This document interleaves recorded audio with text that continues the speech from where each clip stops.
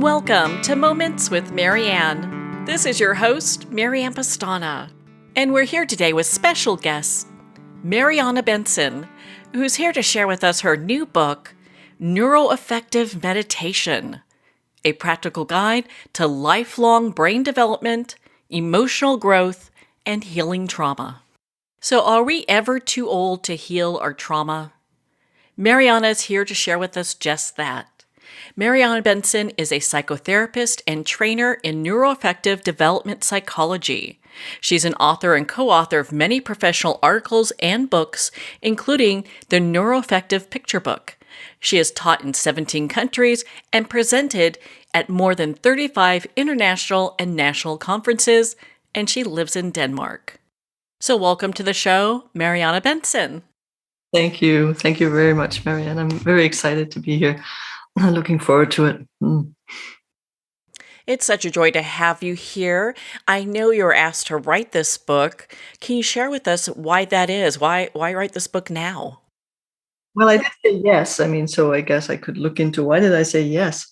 And I think it was the sense of starting to teach meditation, which I haven't always done. I'm a psychotherapist originally, and then I've been teaching psychotherapy for a very long time. And then I started, since I was meditating, I started offering meditations in the morning for those who wanted to join, which turned out to be a surprising number of people. And then some of them asked me to do a workshop. And then after a few workshops, I found that I was saying many of the same things. And then I was asked by one of my German students whether I'd be interested in writing a book. And it seemed to me that was in fact a good thing to do, because I have both of these two foundations. One foundation, which is 40 years of work with psychotherapy and different forms of psychotherapy, and then also 30 years of meditative practice in my own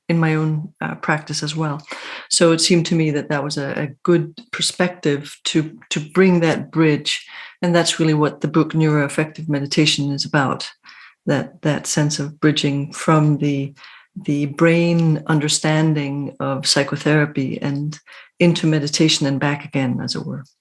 I think that's something a lot of people are really craving right now, because there is this big push in regards to not only healing ourselves, but being, self-aware of where we are just mentally, but also from a spiritual aspect as well. I think there is, and I also think that it tends to become, in many ways, a new set of training requirements, kind of like going to the gym, and in many ways, I think that there's a quality of something else which is perhaps at least as important, perhaps more important, which is listening to life, to the way that aliveness works in us and that our lives work in us, and see what that teaches us. So I think that's what I try to bring to it. So if someone is just new on their journey, let's say they're just kind of diving into like personal development or their spiritual practice, is this a book that would be relevant for them, or is this just a book for highly evolved teachers? No, I don't think it's for highly evolved teachers.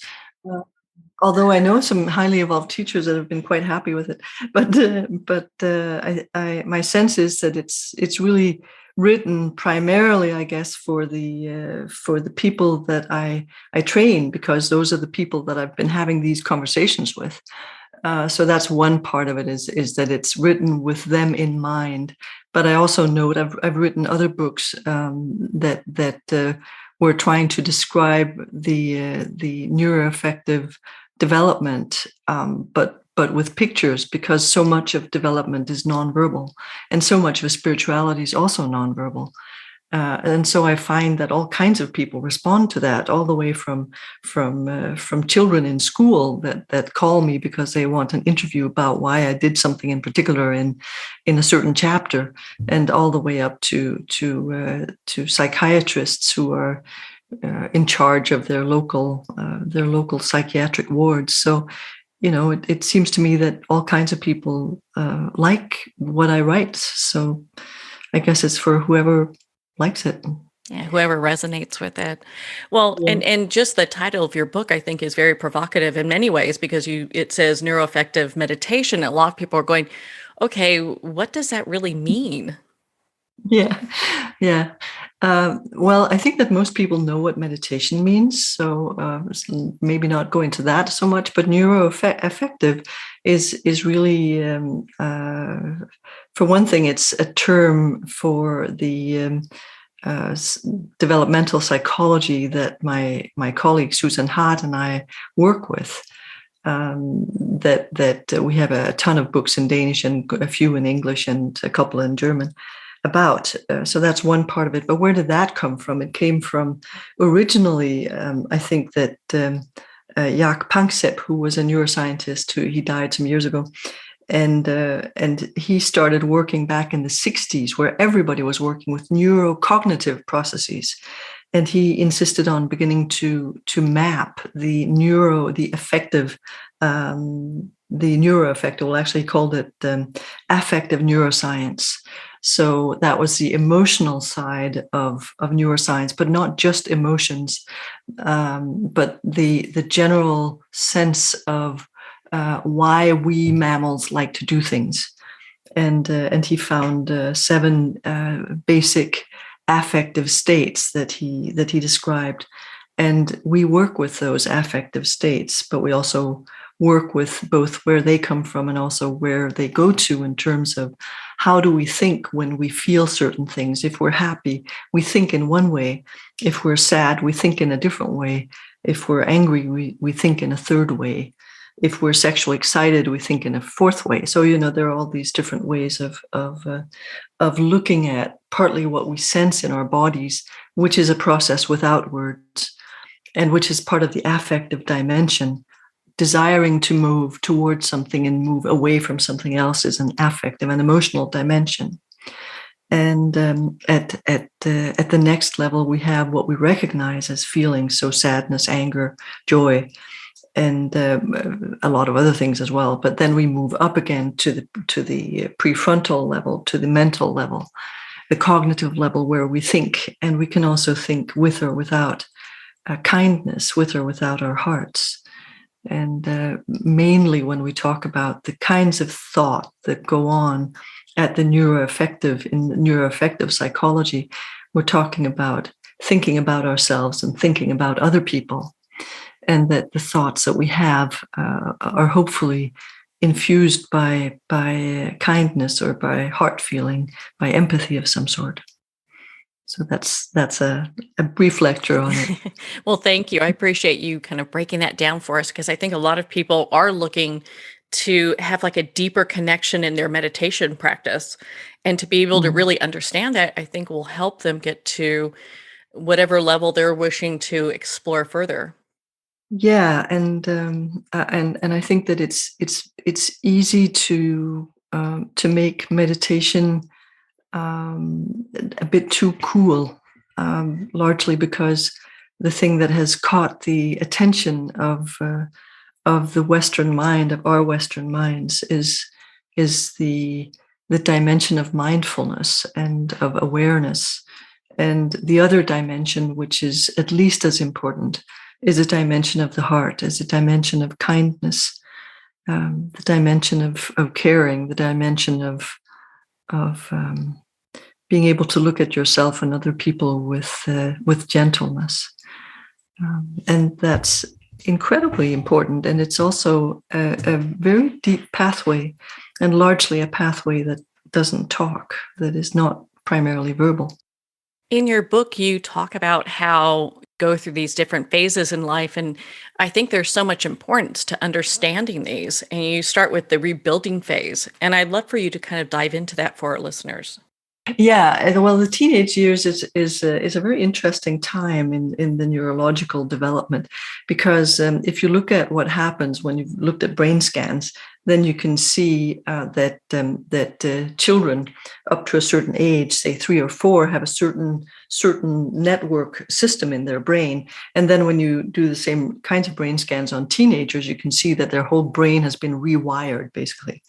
And that rewiring comes at the same time that starting in pre-puberty and going up in particularly the first 3 or 4 years of puberty, you have the whole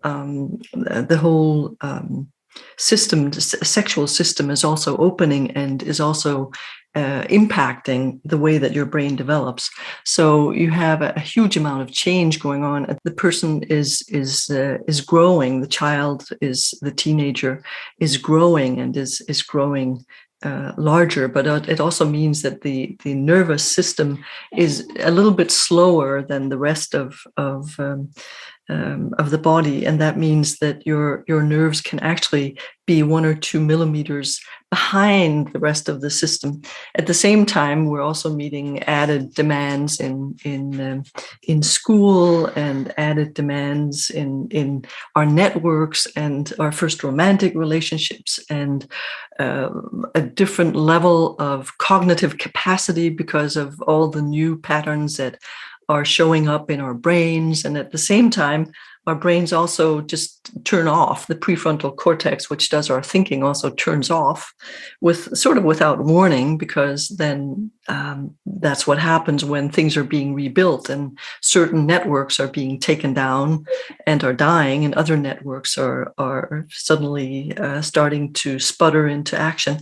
So it's a very, very complex and very, very fascinating time to explore that teenage dynamic. At the same time, there's also often a very strong interest in spirituality as it happens.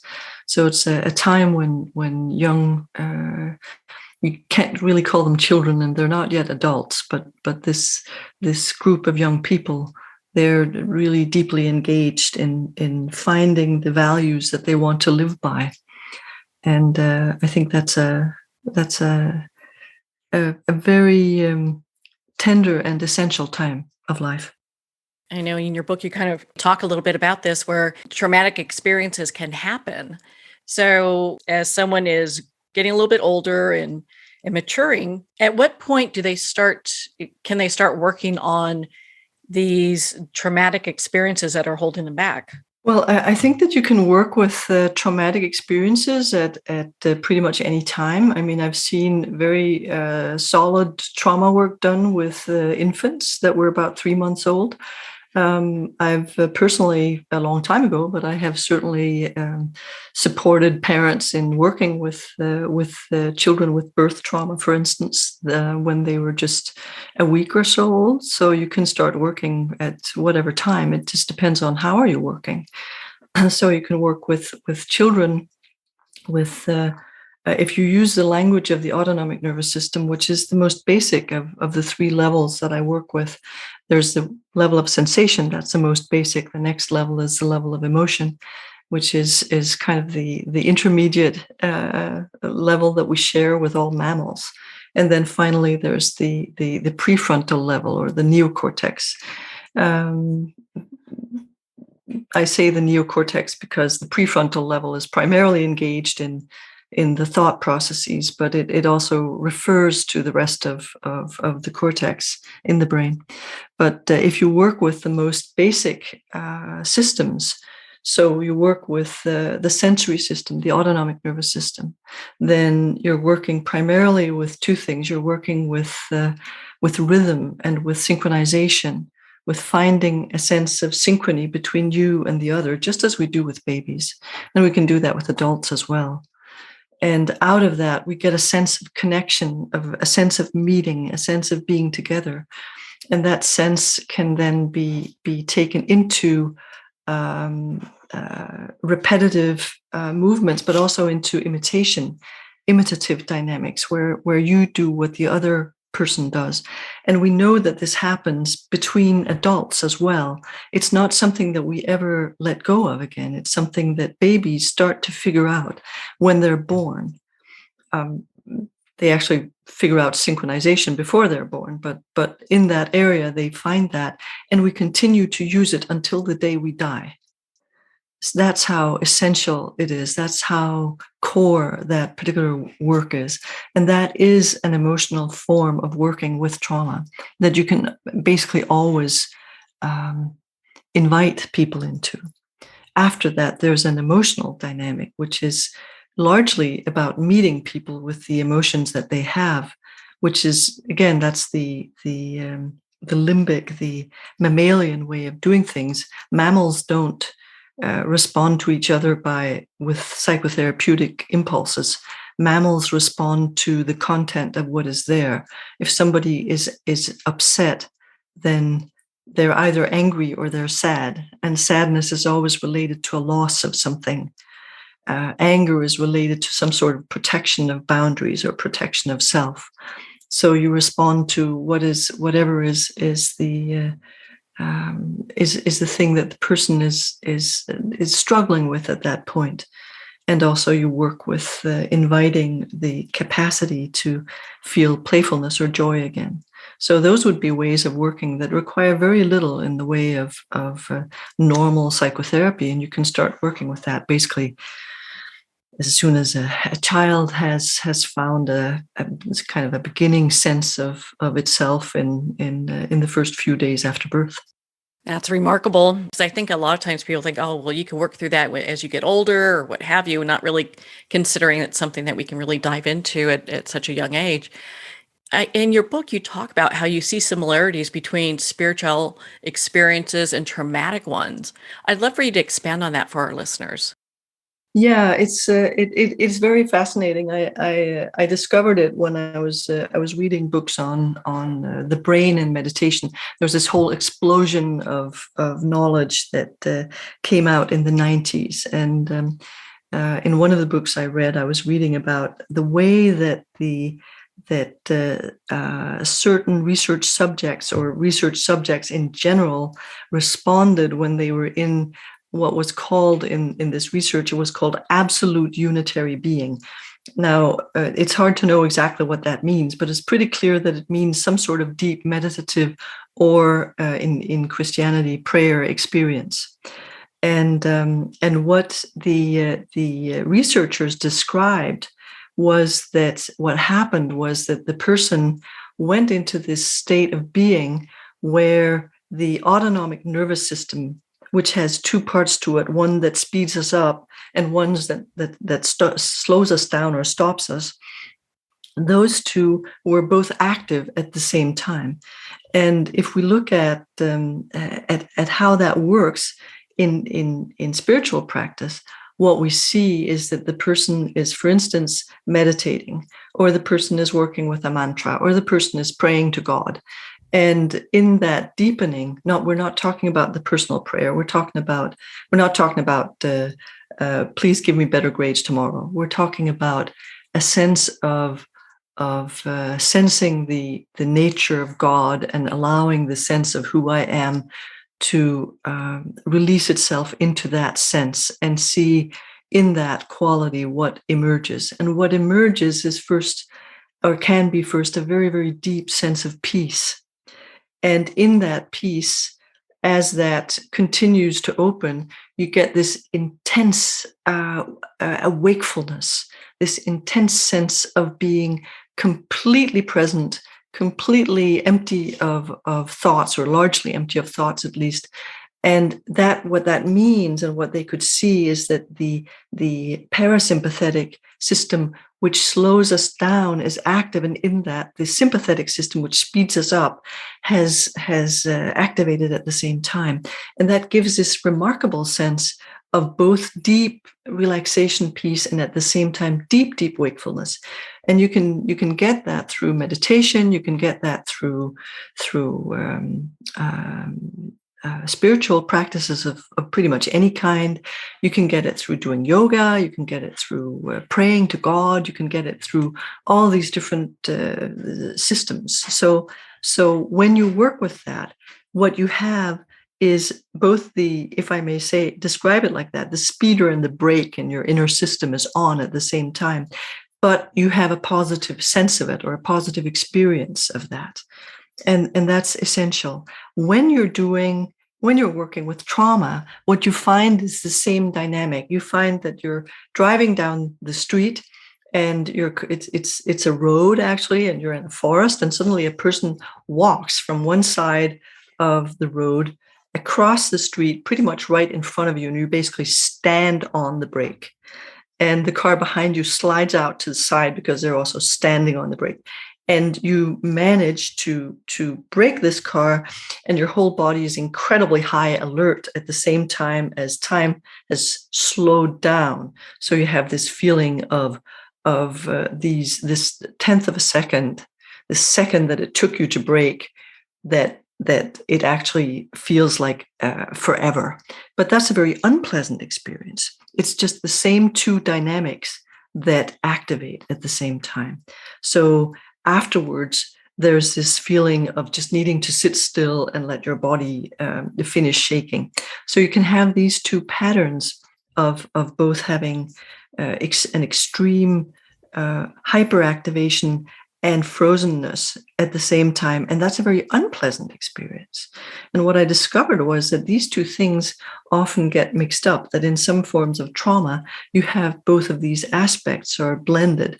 So both the pleasure aspect and also the pain aspect or difficult aspect are both engaged at the same time, because those two systems in the brain, the sympathetic and the parasympathetic, are activated at the same time, and that can go both ways. So that's kind of the rundown of how that works. You talked about meditation, and people diving into the kind of a meditation practice and how that comes up. Does it have to be more of like a meditation where they're chanting mantras, or is there just meditating by itself is something that would also pull those kinds of experiences? You can pull them in any way you want. I mean, you can basically pull them running in the forest, or doing Sufi dancing, or doing Gabrielle Roth's 5 rhythms, or whatever. Because what we're talking about is a basic way that the central nervous system works to be able to open to larger experiences than you yourself are. I think that's remarkable. That's just remarkable how that comes all together. Well, and it has me thinking, so is there like a dark side or drawbacks to spiritual practices that we should be aware of? Oh, there are tons of dark sides, partly because we have all kinds of bad reasons to go into spiritual practices. Some of them are that we want to be more important ourselves. So that would be one of them. Another one would be that we kind of want to be. I think the most common is probably a form of egotism, in the sense that either we would like to be very important ourselves, or else we would like to belong to the most important group, or else we would like to have the most important teacher.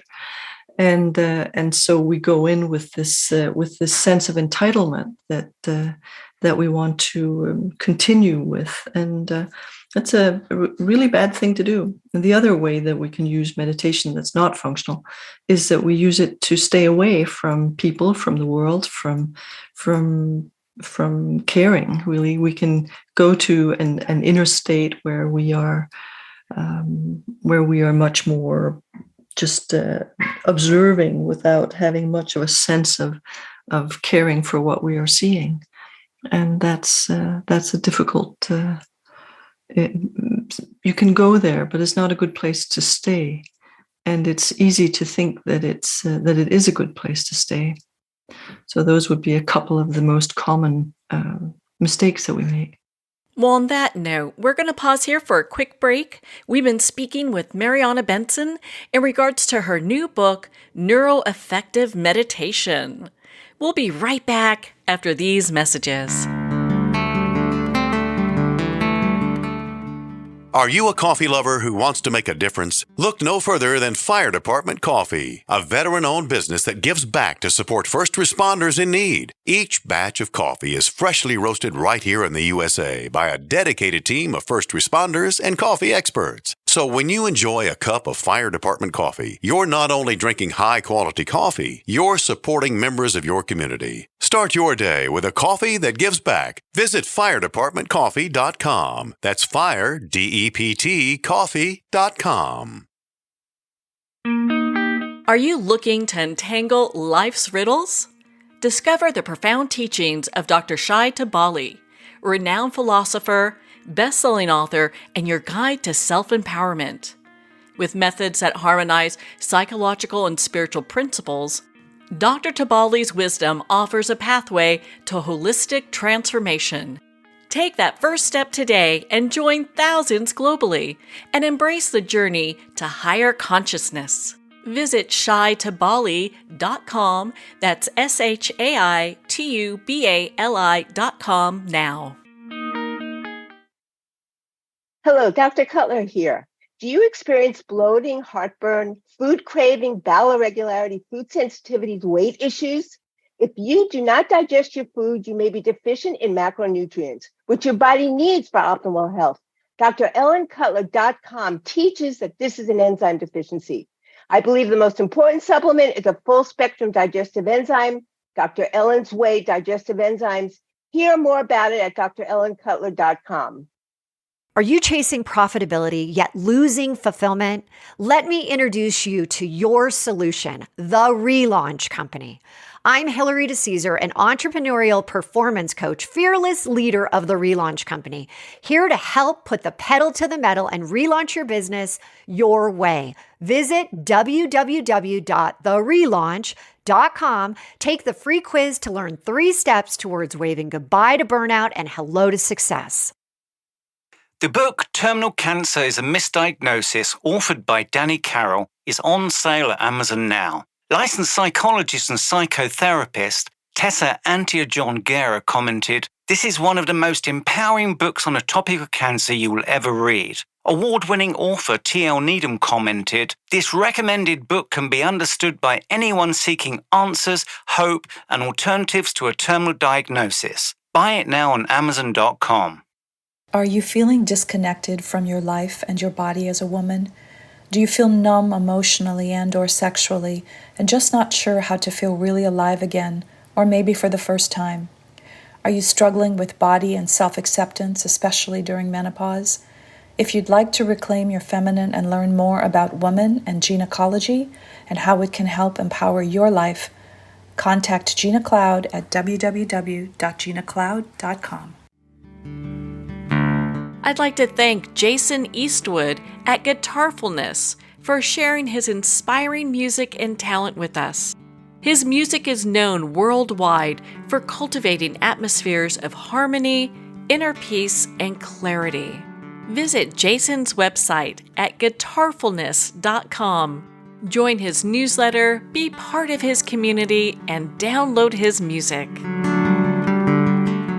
Welcome back to Moments with Marianne. We're here today with special guest Marianne Bentzen, who's here to share with us her new book, Neuroaffective Meditation, a practical guide to lifelong brain development, emotional growth, and healing trauma. So before we went for break, we were talking about spiritual groups and some of the things just to kind of look for. One of the things I've heard quite often is the talk of spiritual arrogance, where we try to appear that we're more than or better than the person next to us when we're all equally the same. I'd love to hear your thoughts on that. Yep. And I mean, it's just like any other kind of arrogance. We're still people. And people would like to be important and be loved for who they are and be maybe the best at something and be the person who meditates most or is best at football or whatever. So it's a normal competitive urge. The thing is to not believe that it has anything to do with spiritual practice, because it doesn't. It has something to do with being a human being, which is to be a mammal. So. Yeah, it's just kind of a trait that we have. But once we're aware of it, then we can, if we're walking a spiritual practice, I would think that we would be able to notice it and go, oh, okay, this is not what I want to do. I think we often notice it, and then we either try to insist that it might be something else, or we can sometimes notice it and say, this is not what I want to do, and then it will come back in a different form. It's kind of a very deep desire. It's not a very manageable thing. I think it relates to for one thing, realizing that we need to work with most things perhaps for the rest of our lives, and because it's so deeply set in our feel-good system that we're good at something, that we're good enough at something, and I also think that it needs to relate to the fact that we're also really bad at a lot of things, and that we have a lot of impulses that are not spiritual, and that are not kind, and that get irritated with people and want to compete with other people, and basically that part of the time we're porcupines. Part of the time we can be caring and loving, and then the caring and loving kind of goes to sleep, and then we get really nasty or irritable or withdrawn, or whatever our pattern is. And part of, I think, what spiritual practice is a recognition of both those things, of both the light and the darkness in us, and a willingness to care about that, and to care about the light and the darkness in other people as well.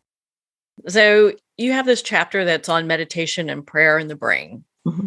And you start off by saying meditative prayer or prayerful meditation. Mm-hmm. So what is the difference, and why would we choose one versus the other? I think the only reason to really choose a practice is because it seems to fit you. It has to fit something really deep inside you. The thing about meditative prayer or prayerful meditation is that really they go together. Meditation, as I believe it started, but certainly as I practice it, is something that has a fair amount of prayerful intention in it, kind of a turning to the presence of something that's much deeper and much wider than we are, and that actually doesn't have a name, or else it has 1,000 or 1,000,000 or 10 million names. And in that aspect is a turning of our heart. It's not just a turning of our minds. Meditation is generally considered to be a turning of the mind. Prayer is generally considered to be a question of the heart. So when you blend those two, you actually get what I think is a more appropriate attitude for where we want to go, which is deeper into where the world lives, and farther away from our usual concerns of being good enough or bad enough, or having meditated enough, or not perhaps liking other people enough, or whatever we're concerned with. I can understand that, because I know a lot of times people get on themselves going, gosh, I haven't meditated. I don't have time. And then they feel like their entire spiritual practice is, just kind of down the tubes, because it's like, okay, well, I wasn't able to dedicate any time to this. And I love how you talk about even, like you talked about running in the forest, even that can be a meditative practice. Yeah, it's not a terribly. I mean, if you have a goal of deepening, for instance, if you have a goal of deepening a sense of being able to draw, let's take that, just because it's something else than meditation, then you wouldn't go running in the forest. You would go sit with a pen and probably something that you could draw, and then you would try drawing that. So if you want to deepen something, then you need to realize what you want to deepen. If you want to increase your condition, and you also want to empty yourself out, then running in the forest is a really beautiful way of doing that. If you want to really deepen your sense of meditative, I guess inquiry is a word that comes right now, but your sense of meditative heart sense, then you would want to have time where there is more silence. And I think that running in the forest could be a beautiful way to start that. There are usually, in a meditative practice, you usually have one way to start your meditation. Running in the forest could be a fine way to do that. And it tends to open you up to the presence of the forest, which is in itself a very beautiful thing that most people can access. So that would be a way to start. And then at some point in time, to sit down and listen to your heart, which will be beating quite hard because you've been running, and then listen from your heart, then listen outwards into what's happening in the world around you, in the forest, in yourself, in your feet, in your hair, in your breathing, in the trees around you, in the birds in the trees, and whatever is going on. There were so many takeaways from your book, and one that really stuck with me is being present in the moment that we're being offered. It seems that a lot of times people feel that they need to spend hours meditating if they're going to increase their spirituality to a certain level. And while I strongly believe in meditation as a way to move ourselves spiritually, removing ourselves from the world is not something that I think we should do. Being part of the world is part of our experience. And a lot of times I hear of people trying to tune that out in order to gain greater spirituality. What are your thoughts around that? No, I think that allowing our hearts to also hold the happenings of the world is one of the ways that we are actually engaged in spiritual practice. This thing about, I think it's important. I know when that for some people and at some times in one's life, it's really important to meditate for intensely enough that you can actually deepen. And meditation has many different. We have many different reasons to meditate, and some of those reasons are don't take up much time in our lives. They don't. We don't have to spend too much time to find a little bit of peace every day. So we can spend 15 minutes a day, and that will be fine. We can spend 15 minutes a week, and that will also be fine. But if you really want to drop into developing a better sense of that balance that I was talking about before, between the parasympathetic and the sympathetic, between the speeder and the brake, if you want to be able to access that, then that's something that needs practice. And when you do that practice, it requires a fair amount of practice to go really deep with it. And so you'll find that it will be attractive to spend a lot of time. But that's kind of different than sitting and writing down hours. I'm sure that for some people, sitting down and writing the hours that they've done is very useful. But for me, it's not. For me, it becomes another kind of attempt at proving how good I am if I try to do that. So for me, it's counterindicated. Yeah, or possibly escaping too, Yeah. Yeah. Very interesting. Well, and your book, I mean, gosh, your book is all, it's about spirituality and many other things. I mean, you talk about brain development and personal development. Why was it important for you to include brain development from birth to death? I think that partly it's to give people a sense of how does this process actually unfold the whole way from we are born and until we die. And I don't think there's another book, at least I haven't found one where you have kind of the whole flow from birth to death. So that was one aspect of that. The other was that I really wanted a sense both of those different parts of us that are so primitive, that are wordless. I wanted to make it clear that that aspect is wordless. And also when we get to the wisdom levels, which we typically do in adulthood, that they are also wordless. And I think there's some connection between those two. So it's kind of to give us a sense of that wholeness, and also to catch that wholeness of where our spiritual deepening just naturally loses words, because where we're going has no words. I love that. Thank you for expanding on that. And I think it's just important that people kind of find their place within, their own spiritual practice. And one of the things I really appreciate is that you talk about, the whole journey, from beginning to end. And do you find that a lot of people tend to have a lot of fear when they talk about death? I think that most people have a fear of dying. Some people also have a fear of death. Those are two different processes.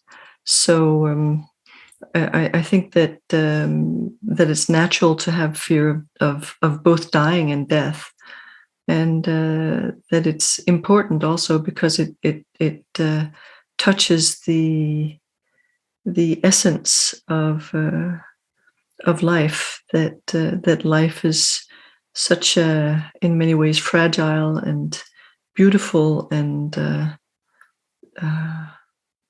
the image that comes to mind is when you're standing in the winter and it's snowing, and you could look. So let's say we're in a forest, and you can look through the forest, and there's snow falling everywhere. Everywhere you look, there's snow, and these little snowflakes are coming down, and each single snowflake is unique.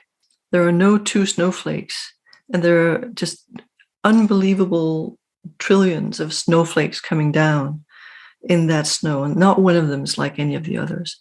And that's what life is, and that's what we're releasing when we start looking at dying and death. And I think it's worth both honoring that and opening our hearts to it. And I also think it's worth being frightened of and taking the time to explore what we're frightened of in that. I think that's a huge service to humanity because, of so many people being afraid of death. I mean, it's a threshold that we all will be crossing at some point. Yes, it is. Yeah, so to have a stronger or just a softening of how we feel about that, I think would be hugely beneficial. Yeah, I would agree that it's a really important part of our lives to do that. Well, in your book, you talk about spirit. So why is spirit in that discussion kind of a tricky subject to talk about? Well, it's a way to try to find a way to describe what or at least to point to what I'm talking about, which has no words, and which doesn't have a name, and which isn't going to come when I call anyhow. So that's it's an attempt to find a word that is perhaps less religiously bound than other words. So if I use Allah, or if I use Tara, or if I use Chenrezig or the Dalai Lama, or if I use God, or if I use the Virgin Mary, or if I use Jesus Christ, I have bound myself into a certain cultural tradition. And at this particular point in my life, and also in the book, I am actually trying to describe something that doesn't really have a specific cultural tradition. Well, I think that's a great way of putting that because, I mean, my gosh, so many people view that in so many different ways. And I found that it was very brave of you to dive into that topic in your book. But one of the interesting things, my goodness, you talk about emotions in your book and what emotions mean to us. I'd love for you to expand on that for our listeners. Well, emotions are the language. Well, emotions and sensations are the language before language. So much of our lives in these days and in these years are bound up in language and in thinking that we can think our way to just about anything, that we can also think our way to beautiful meditative experiences. And we tend to forget that most of our experience happens without language. And most of our experience continues to be without language. For instance, here I am sitting in Denmark talking with you, and you're in the United States. And we're having this conversation, but underneath the conversation, there's also an emotional flow between us that has been expanding in these 40 some minutes that we've been talking. And that is the language before language, the language under language. And underneath that, there's also a difference of sensations that is happening in my body when I pay attention to it, and in your body when you're paying attention to it. And if we were together, we would be synchronizing differently than we are doing now. So these processes, the language before language, are essential, and they don't stop being essential. It's not. I don't believe that it's healthy, I guess, to stop being angry, for instance. I do believe that it's healthy to be able to feel one's anger, one's upset, one's sadness, one's fear. I do believe it's healthy to feel them and to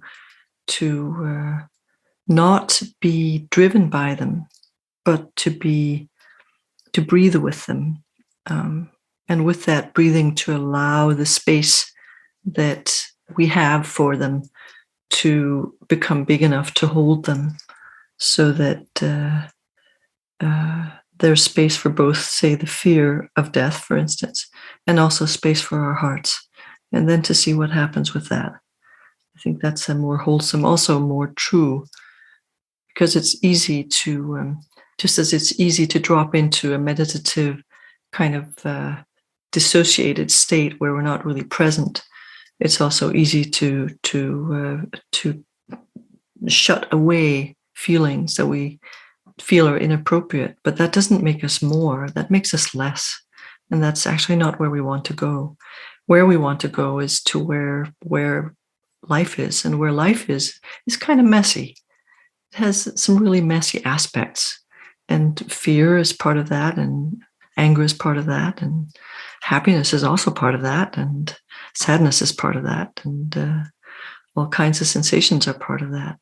So how does gratitude play a part also in all of this? How does it affect our brains, our development, and also our spiritual practice? Gratitude is something that emerges later. So you have to develop, for instance, sadness, anger, and joy, playfulness. And out of that, I think when you grow older, you start to be able to distinguish different kinds of positive feelings, and you get to different heart qualities. And one of those is empathy. So caring how others feel, or caring how you yourself feel, which is self-empathy that comes a bit later. Another one is just love, which is a development out of the attachment system, that instead of just being attached to somebody, we really care about them, which is also why we grieve when they die. It's our caring system that's grieving. So you have this care that also develops into a sense of love. And love is interesting because love expands. I will get to gratitude, but love expands so that we are capable of loving not just people that we know, but we're also capable of loving other things. We're capable of loving books that touch us in the right way, or movies that touch us in the right way, or music that touches us in the right way. And the last of these heart qualities, so we have empathy, we have love. The last one is gratitude. And gratitude relates to realizing that we have been given something. Point number one. Point number two, what we have been given is not self-evident. It's not a given that we should have this, whatever it is. This, whatever it is, could be life. It could be our next breath. It could be our lunch. It could be a beautiful day with the sun shining. It could be the warmth of the first warm day in spring. So all these things are given. It could be the first flower that you see opening after winter. All these things are given. And each of them is a unique and special gift that can evoke gratitude. And waking your own capacity for gratitude tends to also take you out of the kind of the narrowness of much of the way that our personal life tends to be formed, where we are more engaged in, what we deserve and what we should have, and less in just the enormous giving of the planet to us in every moment of our lives. And that just activates, that just allows gratitude to flow. And gratitude, again, brings us to wordlessness. Well, thank you for going into that. I really appreciate it. And there's so much in your book that we haven't even begun to touch. I think I have time for one more question here. One of the things I found really just fascinating is that you also talk about animal behavior in your book. So I'd love for you to share that with our listeners.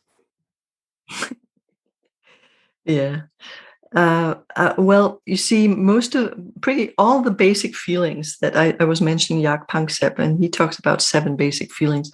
But if you look at where they are in the brain, they are basically organized in that part of the brain that we share with all reptiles and all mammals, and with fish as well.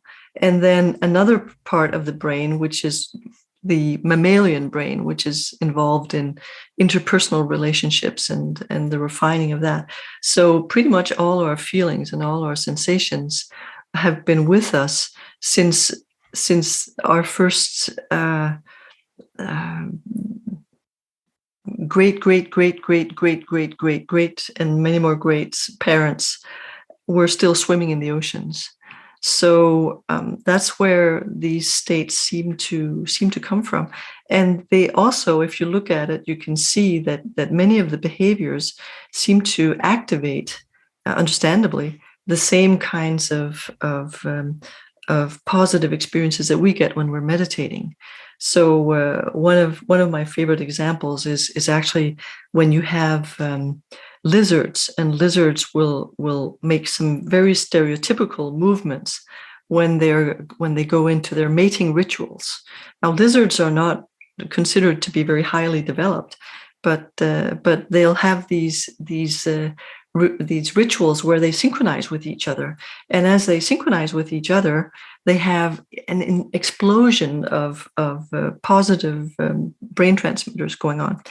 And you'll find that if you start doing things that are similar to that, and I could take, for instance, Sufi dancing could be one, the Gabriel Roth's 5 rhythms could be another, running in the park could be a third, and a fourth could be doing prostrations, Tibetan prostrations. Every time you start doing those, when you've been doing them for a little while, you come into this other state where you have exactly the same kinds of neurotransmitters that are exploding in your brain with pleasure. So we have some very strong predecessors that have helped us to develop our spiritual pleasure circuits for many, many millions of years. Well, Marianne, it's been such an honor to spend this time with you. Where can our listeners connect with you and be part of your community and learn more about your work and your book? Yeah, I actually have a website, and my name is a little bit difficult to spell, but it's mariannebentzen.com. And thank you so much for taking the time to be on the show with us here today. You are most welcome. Well, thank you, Marianne. It's been such an honor to spend this time with you and to talk about your new book, Neuroaffective Meditation, a practical guide to lifelong brain development, emotional growth, and healing trauma. Neuroaffective Meditation's available at Amazon, Barnes & Noble, and all indie retailers. And if you don't see it on the shelf, ask for them to order it. Remember, please support our indie bookstores. Make sure to visit Marianne's website at mariannebentzen.com. Well, we're at the end of our time today. I'd like to thank everyone for tuning in. You've been listening to Moments with Marianne, where we make every moment count.